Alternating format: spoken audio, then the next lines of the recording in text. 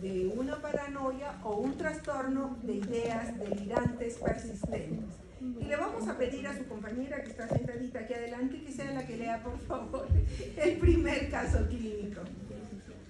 Ejemplo 1. El señor M. varón de 51 años, blanco, casado, vivía con su esposa en su propia casa y trabaja a tiempo completo como conductor de un camión que recogía basura. Antes de ser hospitalizado, había empezado a manifestar preocupación porque su esposa estaba teniendo una aventura. Había empezado a seguir a anotar sus observaciones y le preguntaba constantemente sobre este particular, despertándola a menudo en medio de la noche para lanzarle acusaciones. Poco antes de su ingreso, las instituciones alcanzaron la violencia física y la policía le llevó al hospital. Además, la preocupación por la fidelidad de su esposa. El señor M describió síntomas depresivos con respecto a la traición de los votos matrimoniales por parte de su esposa, pero no presentó cambios en el sueño, el apetito o su actividad en el trabajo. Continuamos. Recibió tratamiento con dosis bajas de medicación antipsicótica y notó que estaba muy preocupado por la conducta de su esposa. Tras el alta, siguió recibiendo tratamiento farmacológico y visitaba mensualmente a un psiquiatra. Aunque tras un seguimiento de 10 años seguía creyendo que su esposa le era infiel. La esposa había notado manifestaciones continuas y quitaba como resultado de estas sus ideas, pero no se ponía ni ciego ni recibió ingresos. ¿Qué te llama la atención del caso clínico? Es igual como los que hemos relatado en esquizofrenia.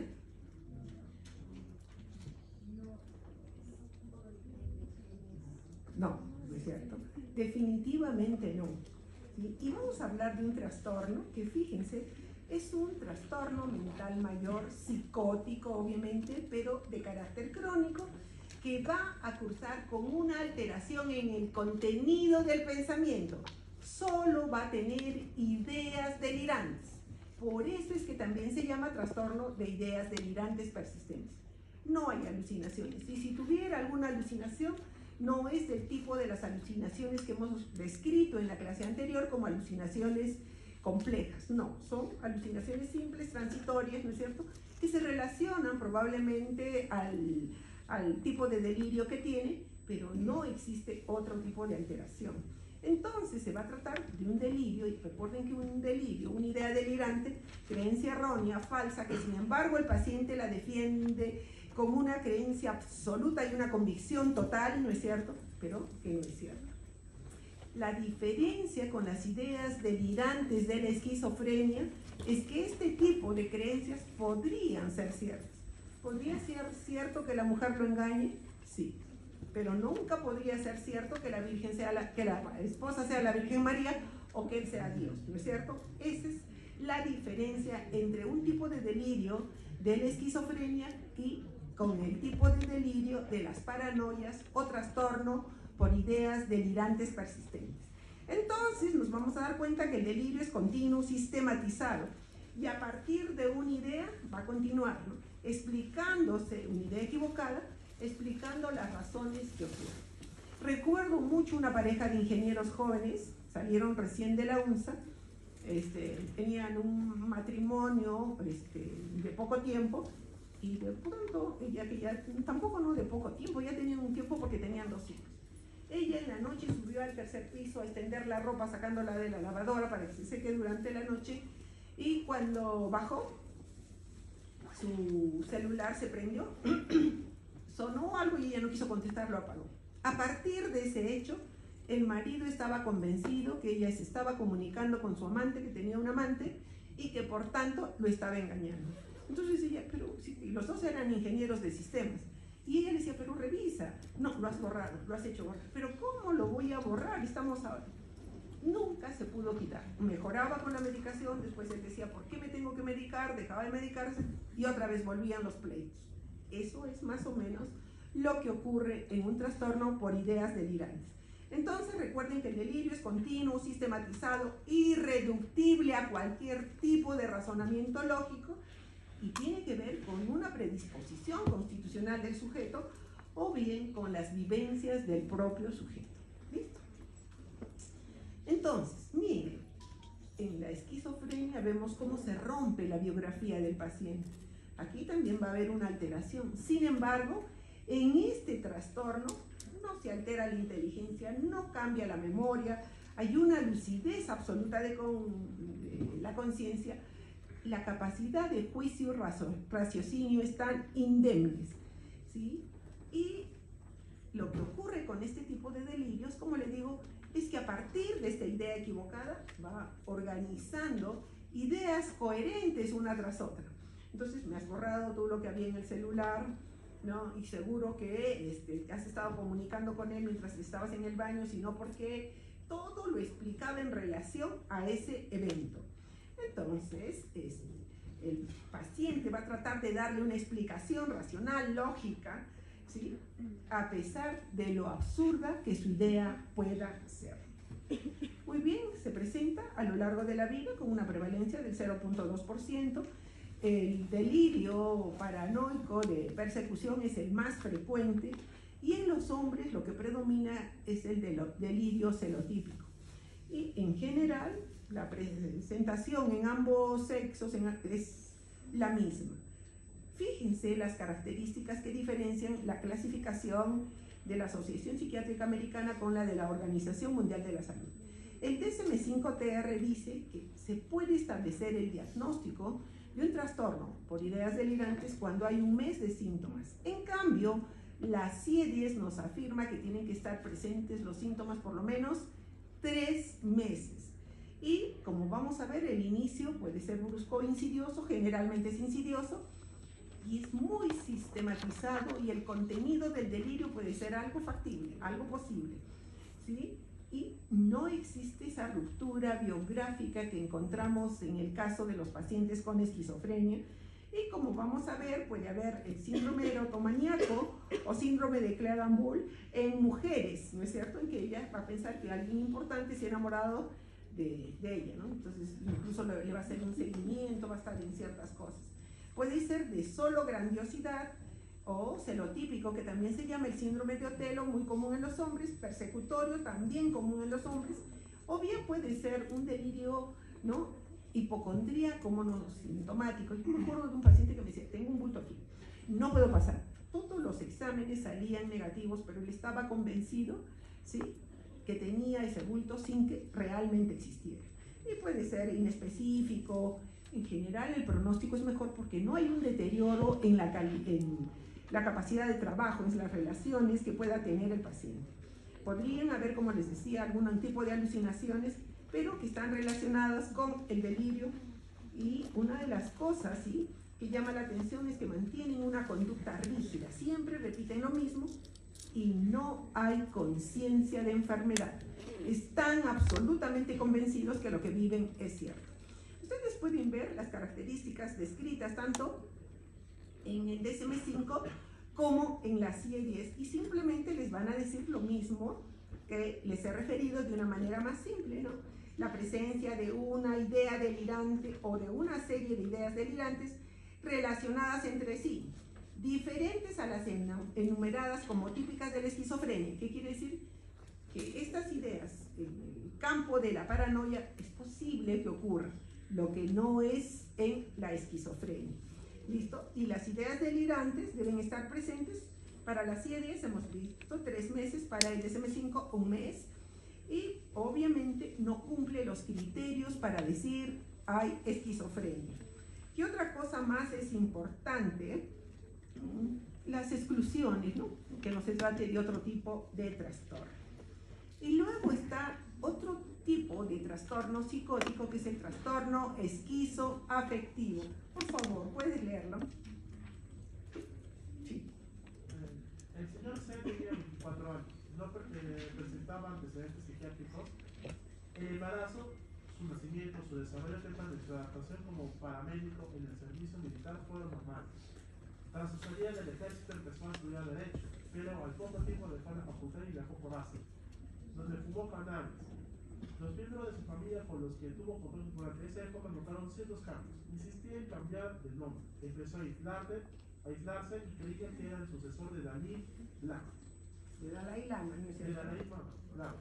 Cuando empezó a mostrarse beligerante y agresivo, lo llevaron a casa y fue hospitalizado. Al ingresar, iba vestido como un monje tibetano, con la cabeza afectada, y a pesar de estar orientado en el tiempo, en el espacio y en el tiempo, tenía delirios de grandeza y afirmaba que era el hombre más inteligente del planeta y que era antepasado de los Mesías. También se mostraba desconfiado y arrogante y beligerante. Las pruebas de laboratorio mostraron que tenía una hepatitis A y recibió tratamiento con Perfenacina. 28 miligramos al día y recibió alta con el tratamiento ambulatorio. Continuamos. Acudió de nuevo a la Facultad de Derecho, pero no duró más de un año y la volvió a dejar. Cuando su psiquiatra acordó suspender la medicación antipsicótica, recayó al cabo de un mes.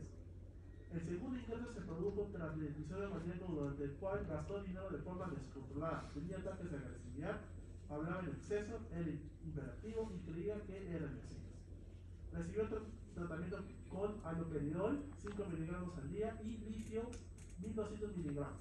Tras el acto hospitalario, el otro intento por seguir con la Facultad de Derecho viajó a la India. Lo trasladaron a casa, volvió a ser hospitalizado con otro episodio maníaco. Y dado de alta con fármacos antipsicóticos de liberación retardada. ¿Qué nos llama la atención en este caso clínico, chicos?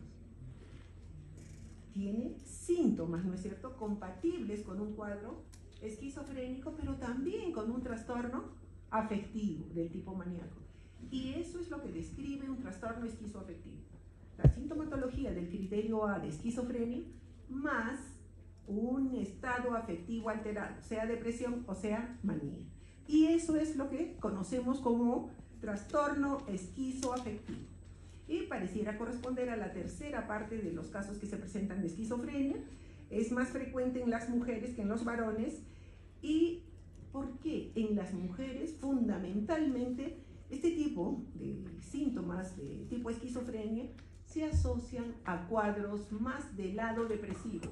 En cambio, en los hombres se asocia más con síntomas del lado maníaco. Y aquí podemos ver los criterios diagnósticos que nos van a decir que hay un periodo ininterrumpido de enfermedad durante el cual existe un episodio mayor del estado de ánimo maníaco o depresivo mayor, ¿sí?, concurrente con los síntomas del criterio A de esquizofrenia. ¿Cuáles son? Alucinaciones, ideas delirantes, conducta catatónica, alteración en el proceso del pensamiento y alteración afectiva, ¿no es cierto? Esos son los síntomas que nos van a decir esquizofrenia, al cual se añade un cuadro maníaco o depresivo.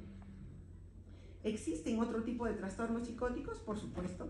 Está el trastorno esquizotípico, el esquizofreniforme, el agudo transitorio y aquellos otros inducidos por el consumo de sustancias psicoactivas o por cualquier enfermedad médica. Entonces, por favor, tú léeme el caso clínico. Ejemplo 3. Una edad fue obligada a realizar un tratamiento de 6 meses como condición a su libertad vigilada. Cuando la policía irrumpió en la casa donde tiene una habitación alquilada, se le encontró en posesión de una pequeña cantidad de cocaína. Después de dar negativo en los análisis de sustancias, se le concedió la libertad vigilada y fue derivado a consulta. Durante un tiempo pensé que venían por mí, afirmó. Se me quedaron mirando desde afuera de la celda. Intentaban que yo me diera cuenta y por eso sé que estaban hablando de mí. En el informe policial consta que sus vecinos afirman que Ned no tiene amigos y parece tener miedo de la gente. Nadie llamó para pagar su fianza. Ned, de 32 años de edad, es de constitución alta y delgada. Su mirada es muy profunda y casi siempre evita el contacto visual. Sus movimientos son desgarrados, como si el control de su cuerpo no dependiera de él. Desde el primer momento parece incapaz de responder a las preguntas más simples. Continuamos. Tan solo después de largos silencios puede dar algunas respuestas, pero tan vagas y circunstanciales en relación con las preguntas que parece que el camino de las respuestas vaya haciendo excepciones libres. Además, sus emociones no coinciden en absoluto con el contenido de sus palabras, y a veces sonríe cuando explica algo triste. Afirma que sabe el verdadero propósito de la entrevista, ya que le ha llegado el mensaje, porque es capaz de vislumbrar el futuro. Las siguientes preguntas están destinadas a esclarecer si la información que porta puede no ser patológica, sino parecerlo, quizá debido a su inadecuada elección de las palabras o a una dificultad de formular lo que quiere expresar. Sin embargo, las respuestas demuestran que nadie está siendo literal. Él cree que en ocasiones puede ver el futuro en forma de imágenes. También afirma que a veces lo que está sucediendo en otros lugares y lo que podría ocurrir si él decidiera ir a estos sitios. ¿Y qué nos llama la atención? ¿Qué te llama la atención? Que no va, lo que dice Jesús no va de acuerdo con lo que hace, con lo que dice él. Y también que cómo podría él ver el futuro o hablar de cosas que él sabe. Extrañas, ¿no? Poco comunes, pero él las habla con todo convencimiento, tampoco le interesa relacionarse con los demás, se da cuenta que han venido a verlo, ¿cierto? Y entonces estamos describiendo un típico trastorno esquizotípico. Quiero decirles que en el DSM-5 lo consideran en el clúster A de los trastornos de personalidad, donde se incluye el trastorno paranoide de personalidad, el trastorno esquizoide de personalidad y el trastorno esquizotípico. Sin embargo, para las series no es un trastorno de personalidad, sino que lo incluye en otros trastornos psicóticos.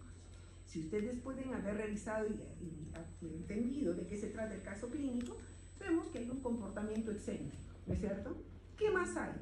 Anomalías en el pensamiento similares a la esquizofrenia. Por ejemplo, piensa que va a leer el futuro, que él podría tener poder para ciertas cosas, una suerte de pensamiento mágico, anomalías en la afectividad, no le interesa el acercamiento afectivo con los demás, él vive tranquilo solo, ni intenta relacionarse con los demás.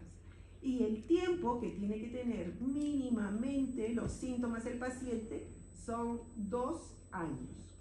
Entonces, van a ver déficits sociales, distorsiones y excentricidad en su forma de vestir, en su forma de vivir, en su forma de pensar. Y entonces, si por ejemplo nos quiere decir que quiere darle un beso a alguien, le va a decir, deseo darle un ósculo a usted, ¿no es cierto? Ese tipo de cosas. Todo es extraño, todo es diferente. Y si va a pensar que es capaz de hablar con los espíritus, de leer las cartas y saber lo que va a acontecer en el futuro, cosas de ese tipo. Pensamiento y conductas extrañas, creencias raras o pensamiento mágico, suspicaz con pensamiento autorreferencial, se están ocupando de mí, por eso hay que creer que cuando van a verlo, sí, están hablando de mí, para decir, ¿no es cierto? Y suelen expresar experiencias sensoriales inhabituales. Sí, he escuchado la voz de mi abuelo, un espíritu me dijo tal cosa. Por eso, además, vamos a describir a pacientes raros, excéntricos, y que presentan ansiedad social. No me quiero relacionar con los demás, no deseo estar en contacto con mucha gente, y muchos de ellos tienen incluso miedos paranoides, ¿no es cierto? Desconfianza de los demás. Entonces, como les decía, ese es un trastorno que es psicótico para las series. Sin embargo, para el DSM-5 se trataría de un trastorno del clúster A de la personalidad.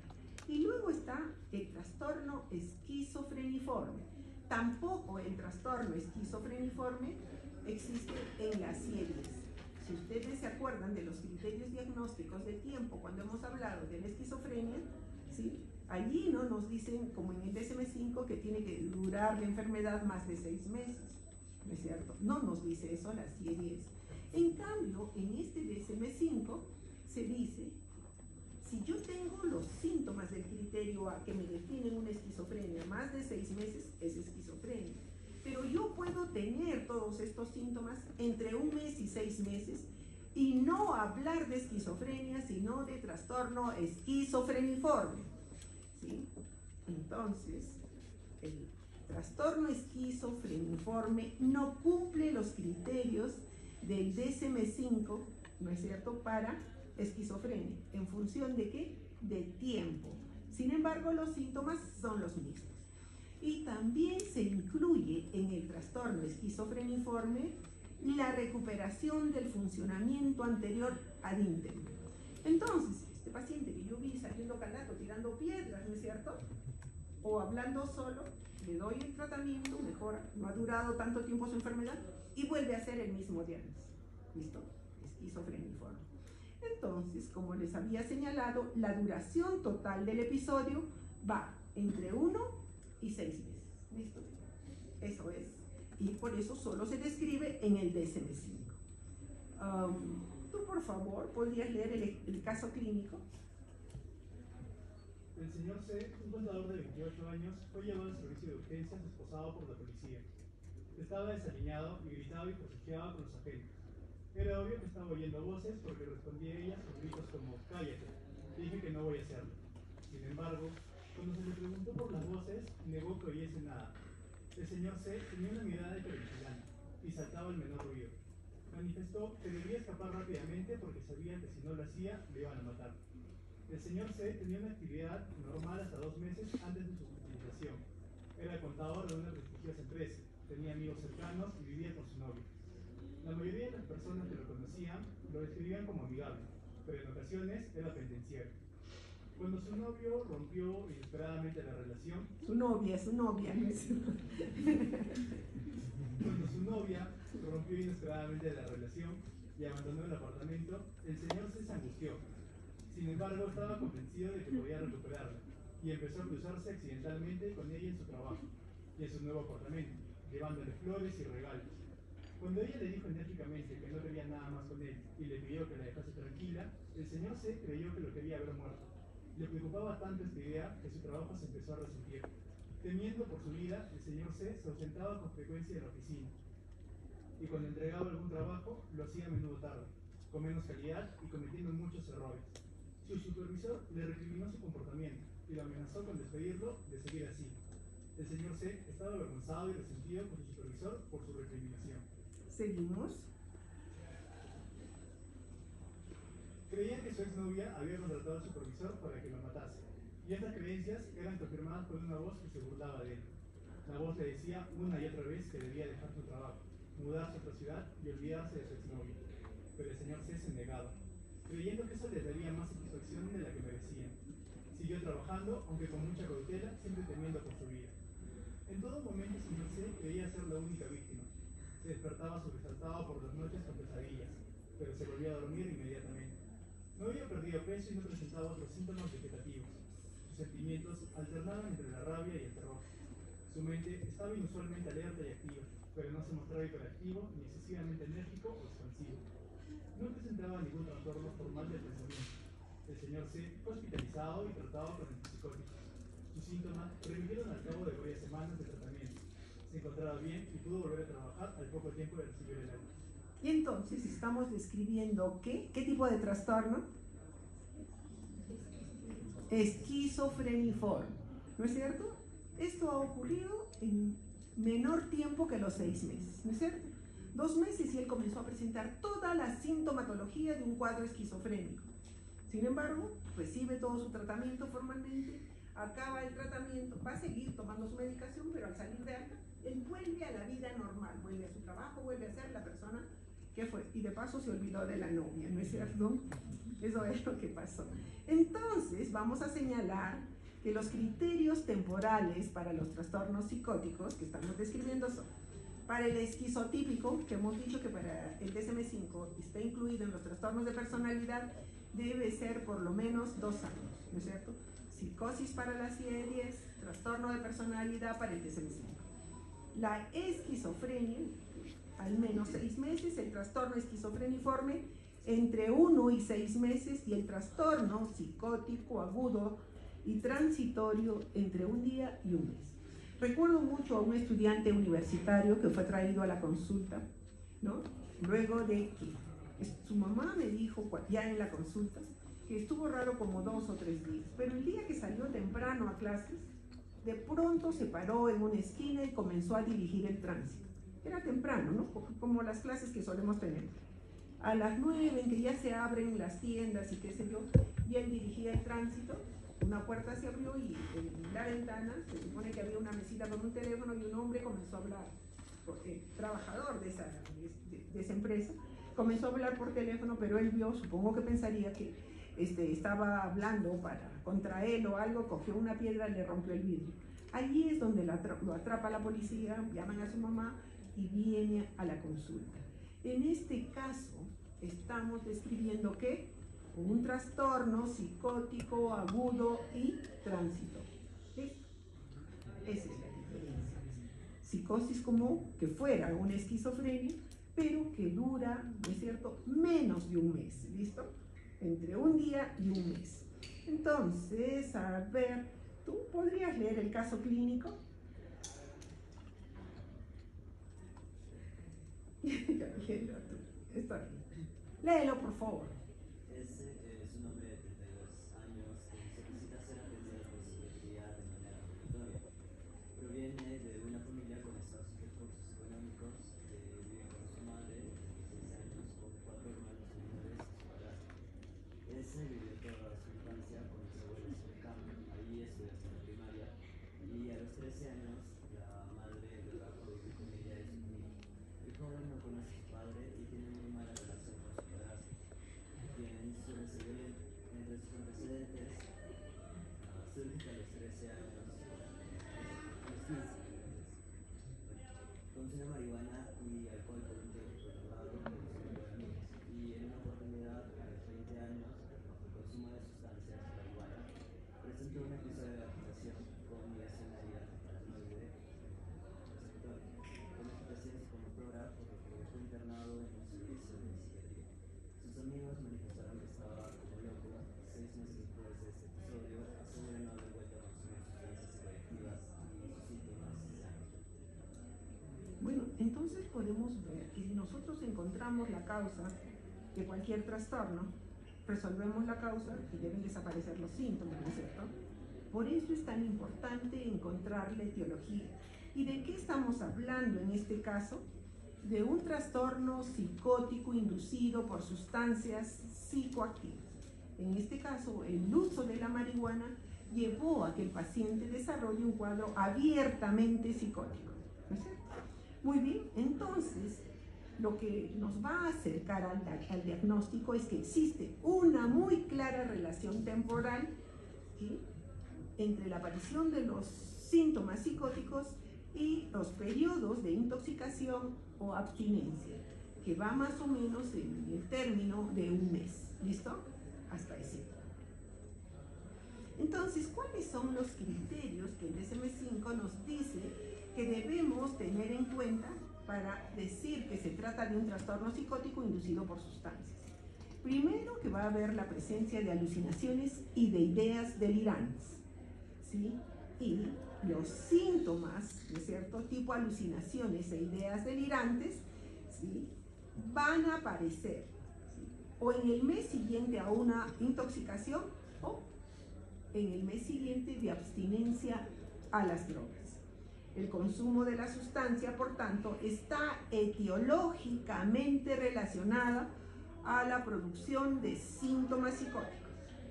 Y la alteración no se explica mejor por la presencia de un trastorno psicótico inducido por otro tipo de sustancia, ¿no es cierto? ¿No? Por otro tipo de sustancia, y los síntomas preceden al consumo de la sustancia. Los síntomas persisten durante, es que se ha repetido esta parte del periodo sustancial de tiempo alrededor de un mes, tras la abstinencia o la intoxicación, se ha repetido un renglón. Y la alteración no aparece exclusivamente en el delirio. Recuerden que el delirio tiene también una causa orgánica, ¿no es cierto? El delirio tiene causa orgánica. En este caso, el cuadro psicótico que tiene también tiene una causa orgánica, ¿cierto? Y entonces, como queríamos tener una clase rápida que reúna todos los tiempos necesarios, porque parece que todos los días estamos corriendo en un ida y vuelta por todos los servicios, quería que la clase sea lo suficientemente breve y que pueda, a través de la descripción de los casos clínicos, pueda ser susceptible de que ustedes puedan aprender y diferenciar lo que ocurre en la esquizofrenia, los síntomas de la esquizofrenia y lo que otros trastornos psicóticos sí pueden expresar a través de las diferentes conductas y los tiempos en que se dan este tipo de trastornos en los diferentes pacientes. Y recordando a Víctor Frank, recuerden que fue un médico psiquiatra judío que estuvo en los campos de concentración, ¿no? Tiene varios textos que son tal vez de urgente leída para cada uno de nosotros, donde por ejemplo nos señalan que si no tenemos o no encontramos un sentido a nuestra vida, probablemente nos vaya peor que si tenemos una razón para vivir. Entonces, Víctor Frank nos decía que las circunstancias externas pueden despojarnos de todo, menos de una cosa, la libertad de elegir cómo respondemos a esas circunstancias. Muy bien, chicos, aquí hemos terminado tratando de ser breves y que yo espero que realmente hayamos entendido lo que les quería decir.